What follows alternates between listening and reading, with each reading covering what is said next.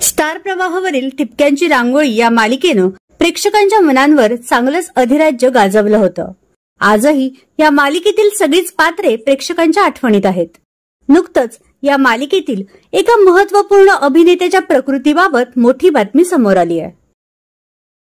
तर हे अभिनेते आहेत मालिकेत कुकी हे पात्र साकारणारे कलाकार अतुल तोडणकर.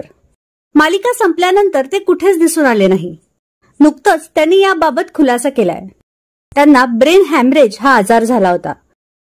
जानेवारी महिन्यात अतुल यांना अचानक रक्तदाबाचा त्रास जाणवू लागला आणि त्यातून ब्रेन हॅमरेजचं निदान झालं.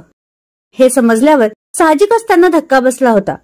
पण अशा वेळी हार न मानता ते धीराने या संकटाला सामोरे गेले.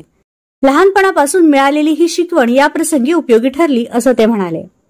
पुढे अभिनेते अतुल म्हणाले, ब्रेन हॅमरेजचं निदान झाल्याचं समजल्यावर वेळीच उपचार घेऊ शकलो आणि आता बाप्पाच्या कृपेने पुन्हा एकदा मनोरंजन करण्यासाठी मी सज्ज झालोय.